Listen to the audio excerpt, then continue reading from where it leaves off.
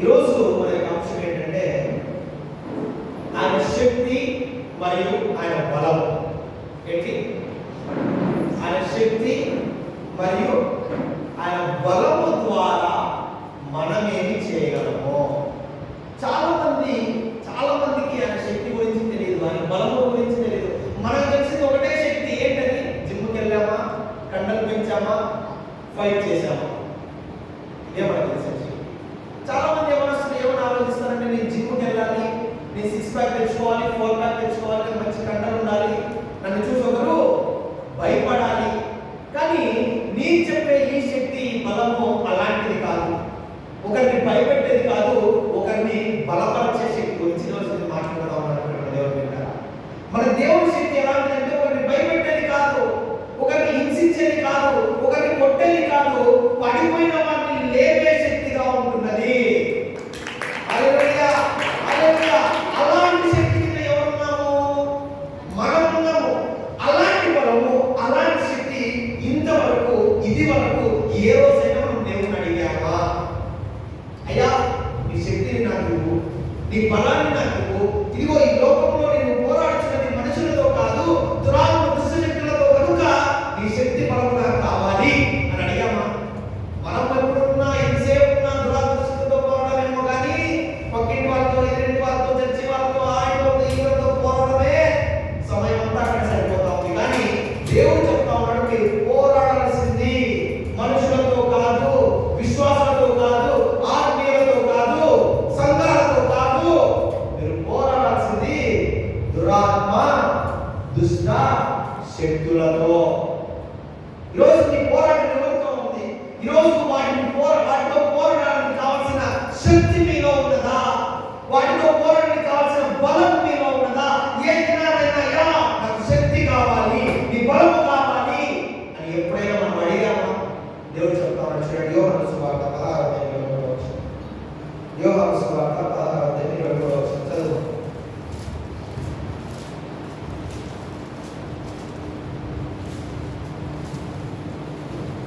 యోహాను 16:23.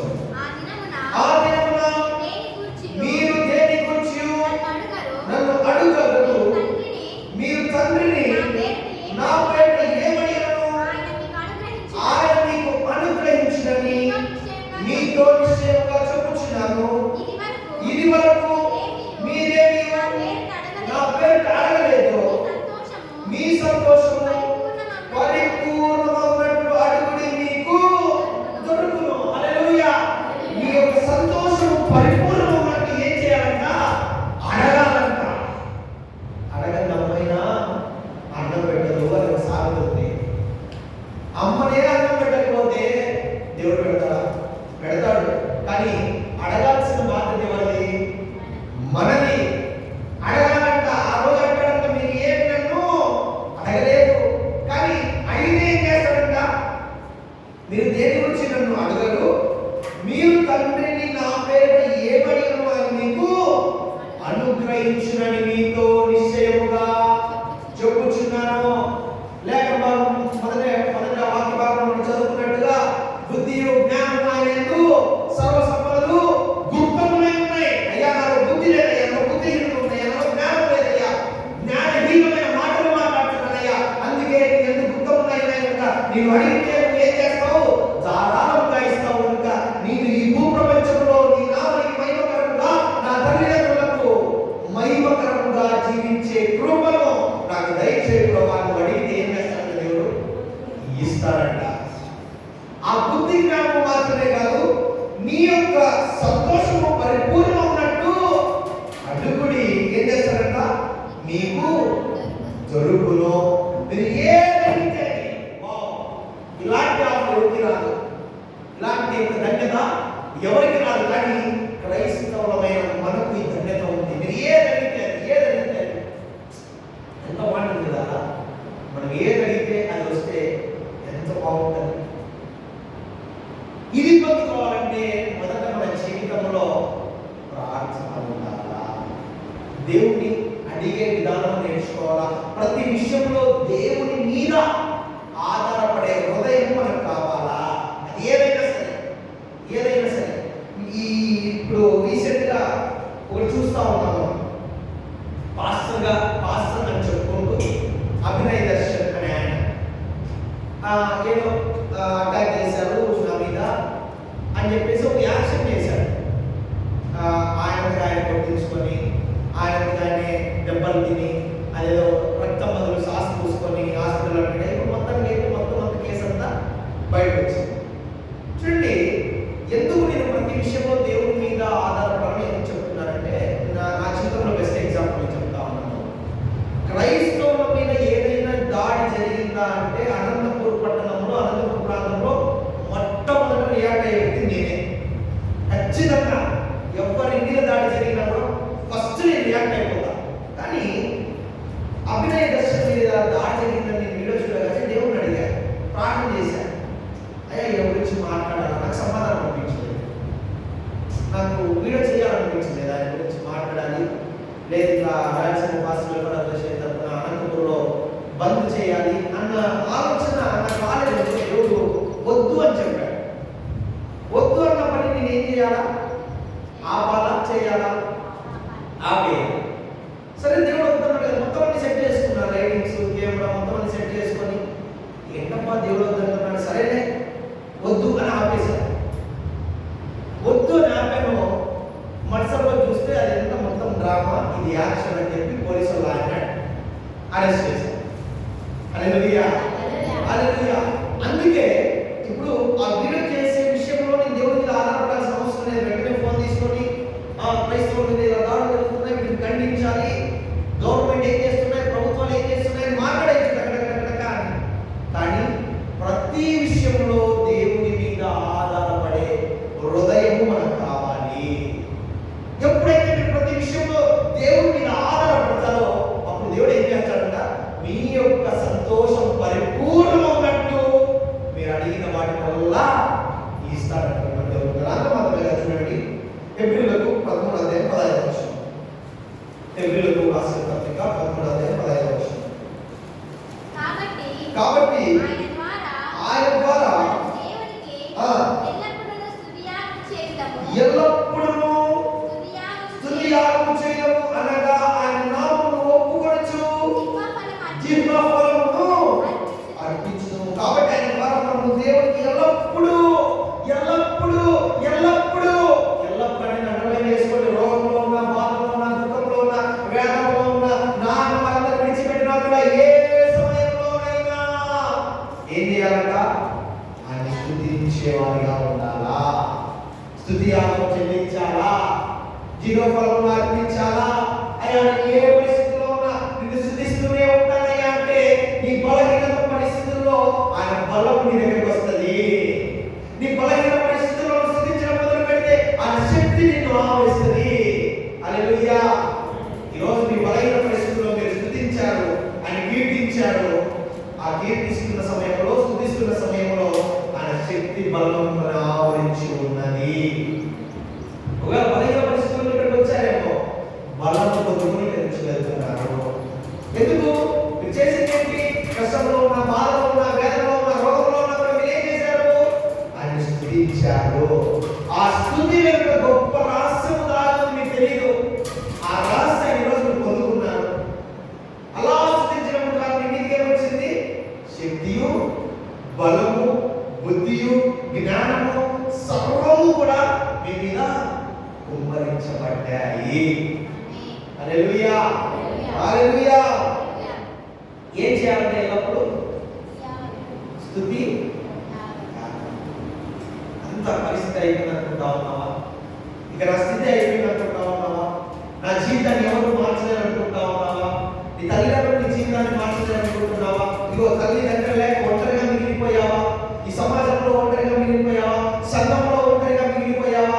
నాన్న వారు ఎవరు నేను పట్టించుకోవడం లేదా? నువ్వు చేయాల్సింది ఒక్కటే ఒకటి, స్తుతియాగము. ఎప్పుడైతే నువ్వు ఆయన స్తుతించడం మొదలు పెడతావో ఆయన బలము నీ మీదికి రావడం జరుగుతుంది, ఆయన ప్రభావం నీ మీదికి రావడం జరుగుతుంది, ఆయన శక్తి నీ మీదికి రావడం జరుగుతుంది. పడిపోయిన స్థితిలో ఉన్న నిన్ను నువ్వు స్తుతించడం ద్వారా ఆయన శక్తి నీ మీదికి వచ్చి పడిపోయిన నువ్వు ఏమైతే నిలబడతావు. నువ్వు నిలబడటం మాత్రమే కాదు, అనేక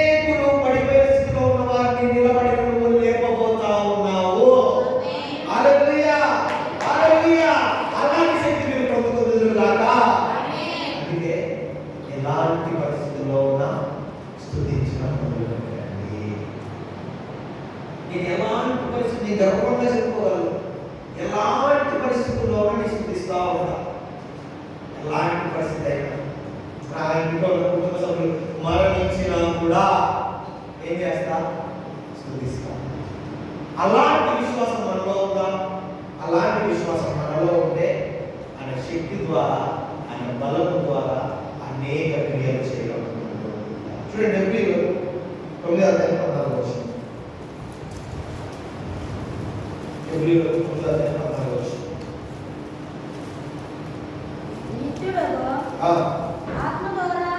నిత్యుడకు ఆత్మ ద్వారా తను తాను దేవునికి నిర్దోషినిగా అర్పించుకొనిన క్రీస్తు యొక్క రక్తము నిర్జీవ క్రియలను విడిచి జీవము గల దేవుని సేవించుటకు మీ మనస్సాక్షిని ఎంతో ఎక్కువగా శుద్ధి చేయును. యేసుక్రీస్తు ప్రభువారు ఏం చేశాడంట? నిత్యుడకు ఆత్మ ద్వారా తను తాను దేవునికి నిర్దోషిగా అర్పించుకొనిన క్రీస్తు యొక్క రక్తము నిర్జీవ క్రియలను విడిచి దేవుని పిల్లల ఇంకా మన జీవితంలో నిర్జీవ క్రియలు ఉన్నాయేమో, నువ్వు నేను శక్తి పొందుకోవాలి, బలము పొందుకోవాలంటే మొట్టమొదటిగా చేయాల్సింది నిర్జీవ క్రియలను విడిచిపెట్టాలి.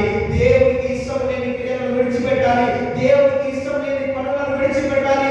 దేవుని దృష్టిలో ఏమైనవి మనము అసహించుకోవాలి. దేవుడు ఏం చేస్తాడు? యేసుక్రీస్తు ప్రభువారు తను తాను అప్పగించుకుంటా ఉన్నాడు. ఎలా అప్పగించుకుంటా ఉన్నాడు?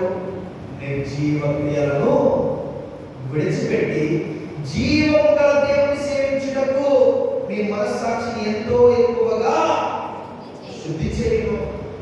ఆయన రక్తము మన నిర్జీవ క్రియలను విడిచిపెట్టడానికి సహాయపడతా ఉందంట.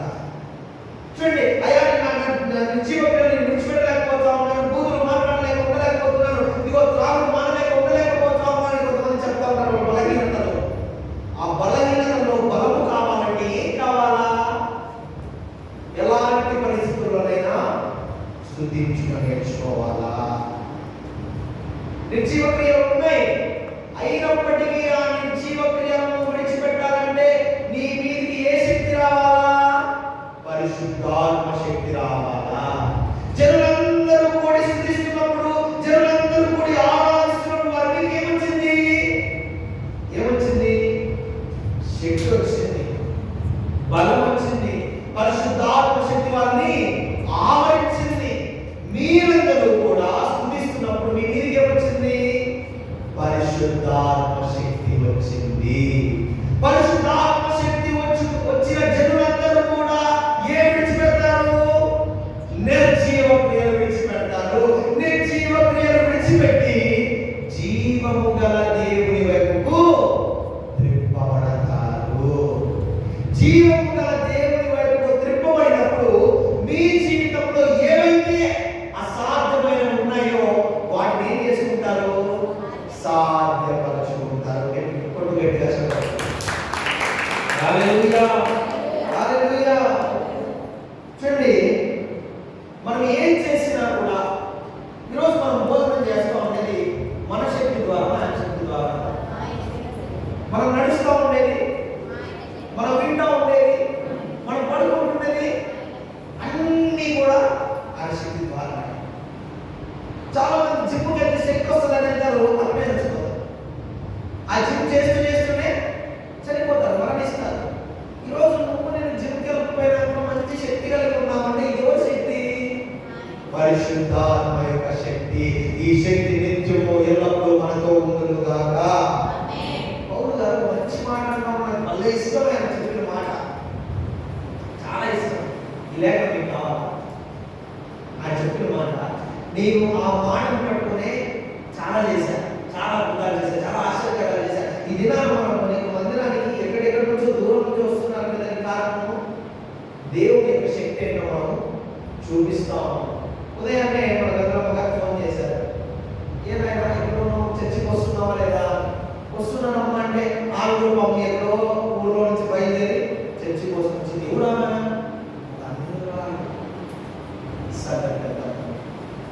మా ఊళ్ళో చర్చి ఉంది, నేను ఇంకొక ఎప్పుడు పోలే, కానీ నీ వాక్యం కోసం నేను వస్తున్నాను.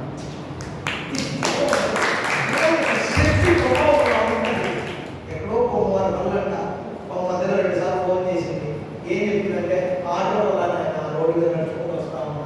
ఎక్కడో ఆ పల్లె నుంచి అలా నడుచుకుని వచ్చి ఆటో ఎక్కి ఆటో దిగి మళ్ళీ ముదిగూపల ఆటో దిగి ముదిగూపల నుంచి మళ్ళీ బస్సు ఎక్కి కదిలిపోయి మళ్ళీ కదిలి నుంచి ఎంత చెప్పి దేనికోసం దేవుని వాక్యం కోసం. హల్లెలూయా హల్లెలూయా. దేవుని యొక్క వాక్యం కోసం పరిగెత్తే మరేమో చేయాలి, అలవాటు చేయాలి. ఇప్పుడు నాకు చూసి నేర్చుకోండి. ఇంత చక్కగా అన్ని వారైనప్పటికీ దేవునికి సాక్షిగా నిలబడింది. చూడండి పౌలు గారు అంటారు, ఒక మాట చూపిస్తాను. ఫిలిప్పీలకు రాసిన పత్రిక 4వ అధ్యాయం 11వ వచనం. ఫిలిప్పీలకు 4వ అధ్యాయం 11వ వచనం.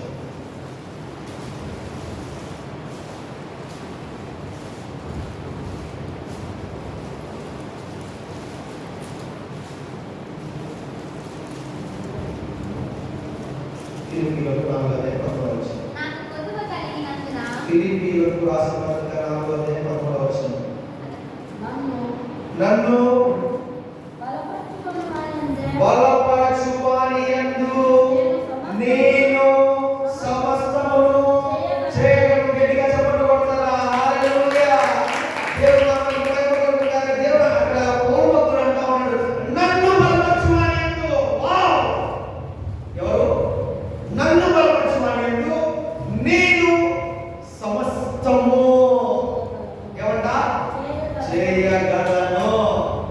పౌలు భక్తుడు చేశాడా లేదా? చేశాడా లేదా? జస్ట్ ఆయన కర్చీఫ్ తాగిన ఆయన వాడిన కర్చీఫ్ వేరే వాళ్ళు తాగినా కూడా ఏం జరిగినాయి? అద్భుతాలు జరిగినాయి, ఆశ్చర్యకాలు జరిగినాయి. ఎందుకు? ఆయన అంటా ఉన్నాడు, నన్ను బలపరచువానియందు నేను సమస్తము చేయగలను. సూర్యచంద్రుని ఆపగలను, ప్రకృతిని మార్చగలను, వర్షాన్ని ఆపగలను, వర్షాన్ని కుమ్మరించగలను. చూడండి ఎంత గొప్ప దేవుడు కలిగి ఉన్నాడు. నన్ను బలపరచువానియందు నేను సమస్తము చేయగలను. ఇది నేను ఇదే లేఖనాన్ని పట్టుకుంటా. అయ్యా పౌలు భక్తులకు ఇచ్చినట్టుగా నాకెందుకు ఇయ్యవు? ఇదిగో నన్ను బలపరచువాడు నువ్వే. జిమ్ము కాదు, ఆహారం కాదు, ప్రోటీన్స్ కాదు, మటన్ కాదు, చికెన్ కాదు, నన్ను బలపరిచేది నువ్వే. ఇదిగో నువ్వు నన్ను బలపరచుండగా నేను ఏదైనా చేయగలను. ఎంతసేపైనా నీ వాక్యాన్ని ప్రకటించగలను, ఎంతసేపైనా ప్రార్థించగలను అనే విశ్వాసం నీలో ఉన్నదా? పౌలు భక్తుడు అంటా ఉన్నాడు, నన్ను బలపరచువానియందు నేను సమస్తము చేస్తా, ఏదైనా చేస్తా, స్థితిగతులను మార్చేస్తా, పరిస్థితులను మార్చేస్తా. మరి ఆ విశ్వాసము నీకు నాకు ఉన్నదా? అలాంటి స్థితిలో నువ్వు నేను ఉన్నామా? దేవుడా నీకు అధికారం ఇచ్చాడు. ఈ అధికారాన్ని అడగాల. మొదలు మనం చదువుకున్న వివరాలు మీరు అడగడం లేదు, కానీ మీరు అడిగితే ఏం చేస్తాడంటే మీ సంతోషం పరిపూర్ణంగా ఉన్నట్టుగా నేను నీకు ఇస్తాను. స్టార్టింగ్ లో నేను మొదలు చూసినప్పుడు ఆ స్వస్థతలు, అద్భుతాలు, ఆశ్చర్యాలు చూసినప్పుడు ఇలా కూడా జరుగుతాయా, నా జీవితంలో కూడా జరుగుతాయా, నేను ప్రార్థిస్తే కూడా జరుగుతాయా అని విశ్వాసంతో దేవుని దగ్గర అడగడం మొదలు పెట్టా. అయ్యా నేను ప్రార్థించినా కూడా స్వస్థత రావాలి, నేను ప్రార్థించినా కూడా గొప్ప కార్యం జరగాలని దేవుడి దగ్గర ప్రార్థించినప్పుడు దేవుడు నాకు స్వస్థత ఇచ్చాడు. నాకు ఇచ్చిన దేవుడు నీకు కూడా ఇస్తాడు. నాకు చేసిన దేవుడికి చేయడా చేస్తాడు. పౌలు గారి జీవితంలో గొప్ప కార్యం చేసిన దేవుడు నా జీవితంలో చేశాడు. నా జీవితంలో చేసిన దేవుడు నీ జీవితాల్లో కూడా చేయాలని ఆశపడతా ఉన్నాడు.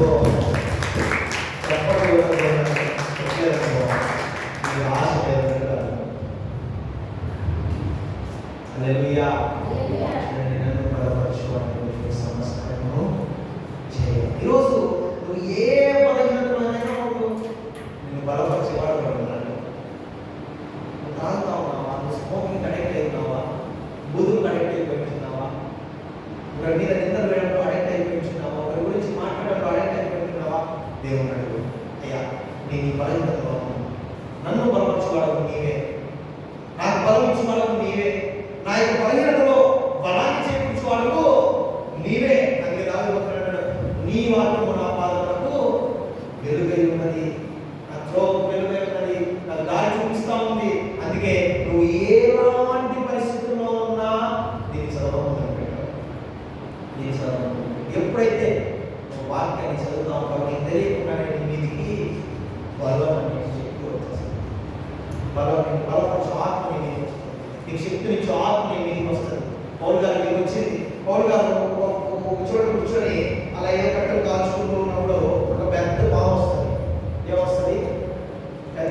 తెలుసా ఈశ్వరు ఎంతమంది తెలుసా? తెలీదా? పెద్ద పాము వస్తుంది, నల్లద్రాక్ష, అందరు చూస్తూ ఉంటారు. ఆయన ఆయన పని ఆయన చేసుకుంటూ ఉంటాడు. ఆయన చేతికి ఆయన మణికట్టుకు ఆ పాము పట్టుకొని కొడుతుంది. ఒక పాము ఆయన ఏమవ్వాలంటే ఏమైపోవాలి, లేకుండా చనిపోవాలా, లేదా స్పీడ్గా అక్కడ పశువు వైద్యమో డాక్టర్ దగ్గరకో పరిగెత్తుకోవాలా. ఆయన చెయ్యి అన్నమాట. ఆ పాము పట్టుకుని ఇలా ఇలా అని ఆయన పని ఆయన చేసుకుంటా ఉన్నాడు. ఆ చుట్టూ ఉన్నవారేమో ఇటు చచ్చిపోతారు. వచ్చింది పెద్ద పాము, అమ్మ అది నల్లరాశి పగబట్టేస్తుంది అని చెప్తా ఉన్నారు. కొద్ది నిమిషాలకు ఆ పాము చనిపోయింది. కానీ నన్ను బలపరచు అని అంటూ పాముల మీద, దేవుల మీద, శత్రు బలవంత మీద నాకు అధికారం ఉంది, అవి నన్ను ఎంత మాత్రం ఏమి చేయలేవన్న విశ్వాసం ఆయనలో ఉన్నది. అందుకే ఆయన ఏం చేయలేదు. ఇది నా లోకం ఏం చేయలేదు, మనుషుల మాటకు ఏం చేయలేదు, మనుషుల మాటలు బాధపడచ్చు కానీ నేను ఏమీ చేయలేదు. కనుక మనం కూడా ఎలాంటి విశ్వాసంతో పోవాలంటే నన్ను బలపరచు అని నేను సమస్తమును చేయగలను. చూడండి 2 కొరింథీయులు 3వ అధ్యాయం 5వ వచనం. 2 కొరింథీయులు 3వ అధ్యాయం 5వ వచనం.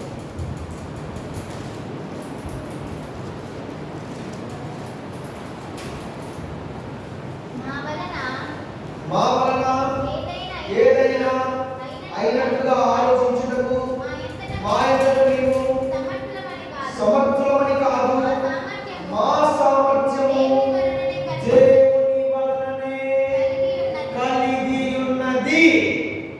మన సామర్థ్యం మనది కాదు. మనం అనుకోవచ్చు, నాకు డబ్బు ఉంది, నా బలం, నాకు బలం ఉంది, నా బలం, నాకు శక్తి ఉంది, నా బలం, నాకు మంచి ఇల్లు ఉంది, నాది, నాకు బంగారం ఉంది, నాకు ఆస్తులు ఉన్నాయి, నాకు అంతస్తులు ఉన్నాయి, నన్ను ఎవరు ఏం చేయడం అనుకోవచ్చు. కానీ దేవుడు ఏ సెలవిస్తా ఉంది? ఏ సెలవిస్తా ఉంది? మా వల్ల ఏదైనా అయినట్టుగా ఆలోచించడానికి మా అందరూ మేము సామర్థ్యమని కాదు, మా సామర్థ్యము దేవుని వలననే కలిగి ఉన్నది. ఈ రోజు ఉంటున్న ఇల్లు, నువ్వు కట్టుకుంటున్న గుడ్డ, నువ్వు తింటున్న కూడు సమస్తము ఆయన వల్ల కలిగినవి, ఆయన శక్తి వల్ల కలిగినవి, ఆయన సామర్థ్యం వల్ల కలిగినవి. నీకు ఉన్న దాంట్లో సంతోషించి, నీకు ఉన్న దాంట్లో ఆయన కృతజ్ఞతాస్తుతులు చెల్లించి ఎంత మాత్రము నువ్వు నేను గర్వపడడానికి వీలేదు. ఎందుకంటే కలిగినవన్నీ ఆయన ఉన్నవన్నీ, ఆయన ఉండడం వల్లనే కలిగి ఉన్నాయి. ఆయన లేకుండా ఏది కలుగలేదు. ఆయన సామర్థ్యం వల్లనే కొంతమందికి డబ్బులు చూసుకోగలము, కొంతమందికి వారి ఇళ్ళను చూసుకోగలము, కొంతమందికి వారికి ఉన్న బలమును చూసుకొని గర్వం. అని దేవుడు అంటా ఉన్నాడు, వాళ్ళు అంటా ఉన్నారు, మా సామర్థ్యము దేవుని వల్లనే కలిగి ఉన్నది. ఈరోజు నీకున్న సామర్థ్యం, నీకున్న ఇల్లు, నీకున్న బిడ్డలు, నీకున్న డబ్బు, నీకున్న బంగారం, నువ్వు తింటున్న తిండి అన్నీ కూడా ఎవరి సామర్థ్యం? ఎవరి కష్టాలు? దేవుడే. ఈరోజు కష్టపడడానికి ఇక్కడ కావాల్సిన బలము, శక్తిని ఇస్తున్నాడంటే ఎవరు? దేవుడే. రోజు పని చేసుకోవచ్చు, నువ్వు డ్యూటీకి వెళ్ళచ్చు, నువ్వు కష్టపడి పని చేస్తూ ఉండొచ్చు, కానీ అలా పని చేయడానికి శక్తిని ఇచ్చిన సామర్థ్యం ఎవరు? ఆయన, దేవుడు. అంటే ఇప్పుడు నీకు సామర్థ్యం ఎక్కడి నుంచి వస్తా ఉన్నది? దేవుని దగ్గర నుంచి వస్తా ఉన్నది. ఈ శక్తి సామర్థ్యం పొందుకుంటున్న నీవు ఎలాంటి కార్యాలు చేయొచ్చు? పౌలు భక్తుడు చెప్పినట్టుగా నన్ను బలపరచు అని అంటూ నేను సమస్తమును, అది అని కాదు, 1, 2 అని కాదు, 3, 4 అని కాదు, సమస్తమును చేయగలను. మన సంఘం అంతా ప్రార్థిస్తున్న వర్షాలు గొడవ స్థాయి గొడవ. మన సంఘం అంతా ప్రార్థిస్తున్న వర్షాలు ఆగిపోవా? దేవుడు ఏదైనా చేస్తాడు, ప్రార్థించాలంటే అడగాల.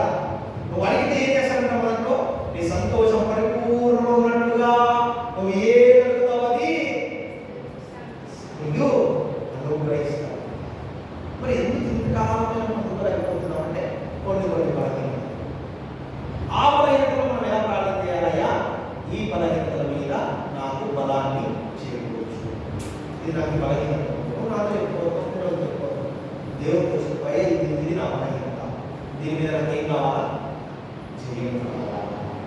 ఎవరైనా పొరపాటున కూడా ఇది నా వలన కలిగింది అనే గర్వం రావద్దు, ఇది నాది అనే గర్వం రావద్దు, ఇది మాది అనే గర్వము రావద్దు.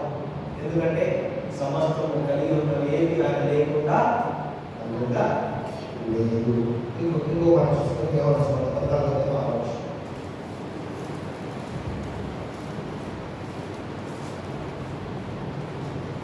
యేసు యేసు నేనే మార్గము సత్యమును జీవమును నా ద్వారా తప్ప ఎవడు తండ్రి యొద్దకు రాడు.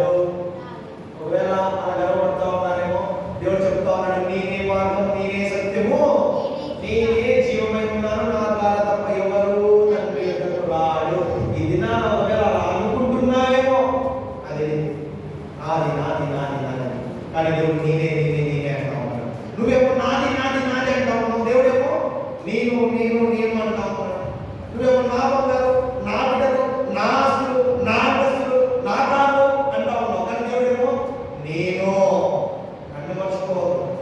నీవు తర్వాతే నువ్వు, నువ్వు తర్వాతే నీ పిల్లలు, నీ పిల్లల తర్వాతే నీ ఆస్తులు. చూడండి, పిల్లలు కావాలా ఆస్తి కావాలని ఏం చెప్తారు తల్లిదండ్రులు? ఏం చెప్తారు?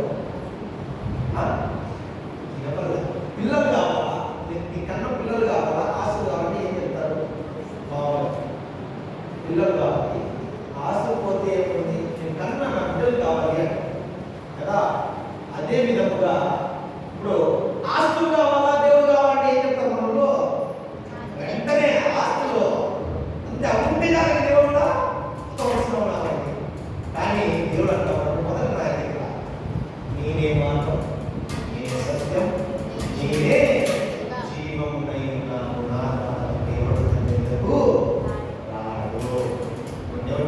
ఇంకా మన జీవితంలో అలా వేరే వేరే వేరే వాటి మీద అయిపోయిన తర్వాత దేవుడి దగ్గరికి వస్తాం అనుకుంటున్నాం. దేవుడి దగ్గర చెప్పినప్పుడు మొట్టమొదటి ఎవరి దగ్గరికి రావాలి? దేవుడి దగ్గరికి రావాలి. ఎప్పుడైతే నువ్వు దేవుడి దగ్గరికి వస్తావో నేనే మార్గం, నేనే సత్యం, నేనే జీవం అన్న దేవుడు నీకేమి ఇస్తాడు? శక్తిని ఇస్తాడు, బలాన్ని ఇస్తాడు. ఆయన శక్తి బలం ఇస్తే ఆయన బలపరచువాడి నువ్వు ఏదైనా కూడా చేయగలవు. ఈ మర్మం తెలియక చాలా మంది ఏదేదో అడుగుతారు, ఏదేదో అడుగుతారు. అందుకే మొదట మనం అడగాల్సింది అయ్యా నన్ను బలపరచు. దీన స్థితి అందునా, సంపన్న స్థితి అందునా, లేమిలోనా, కష్టములోనా నువ్వేం చేయాలా? బలపరచాలా. నన్ను బలపరిస్తే నీకు ఎందుకు ఏమైనా చేస్తాను. ఎఫెసీయులకు కూడా ధన్యవాదాలు. ఎఫెసీయులకు ఎఫెసీయులకు కూడా ధన్యవాదాలు. ఆయనని విశ్వాసము చేత ధైర్యమును నిర్భయమైన ప్రవేశమును ఆయనను బట్టి మనకు, ఆయనందరి విశ్వాసము చేత ధైర్యమును నిర్భయమైన ప్రవేశమును ఏం చేద్దా ఆయనను బట్టి మనకు అడిగి ఉన్నది. చూడండి దేవుని ద్వారా మనం అనుకోకుంటే ఎంత మనం మన శక్తి మన బలం ఎందువల్ల కలిగిందంట? ఆయన విశ్వాసం చేత ధైర్యమును నిర్భయమైన ప్రవేశమును ఆయన బట్టి మనకు కలిగేది. ఈరోజు నువ్వు ధైర్యంగా పడుకుంటున్నావు, ధైర్యంగా ఉంటున్నావు, ధైర్యంగా తింటున్నావు. ఇదిగో రేపు పొద్దున ఏదైనా సమస్య వచ్చినప్పుడు నాకు ఏ పోవాలన్న ధైర్యం నీలో ఉందంటే ఆ ధైర్యం ఎవరి వల్ల కలిగినది? దేవుని వల్ల కలిగినది, ఆయన వల్ల కలిగినది. ఈరోజు నువ్వు ధైర్యంగా ఉంటున్నావు, ధైర్యంగా బయటకు ఇంట్లోకి వస్తున్నావు అంటే ఆ ధైర్యం దేవుడు నీలో పుట్టించినది. చాలా మంది బయట వాళ్ళంటే భయం, ఇంటికి వస్తాను రాము, యాక్సిడెంట్ అవుతుంది. కొంతమంది రాత్రి అయితే భయం, 6 దాకా ఇంట్లో నుంచి పోరు. కొంతమంది 9 దాకా ఏదైనా తినేస్తారో, ఎవరు వచ్చినట్టు మింగేస్తారో, అలా కొంతమంది భయాలు ఉంటాయి. కానీ ఈరోజు నువ్వు నేను ధైర్యముగా ఉన్నామంటే కేవలము విశ్వాసం వల్ల ఏమొస్తుందంట? చూడండి, విశ్వాసం చేత ధైర్యమును నిర్భయమైన ప్రవేశము విశ్వాసం చేత వస్తుందంట. నువ్వు ఎలాంటి పరిస్థితిలో ఉన్నా నీలో ఏం పోకూడదు? విశ్వాసంతో పోకూడదు. ఆ విశ్వాసం నీకేమిస్తుంది? ధైర్యం ఇస్తుంది, విజయాన్ని ఇస్తుంది. ఈరోజు నువ్వు నీకు వచ్చావంటే ఎలాంటి పరిస్థితుల్లో నీకు తెలుసు. అయినా కూడా నువ్వు రావడానికి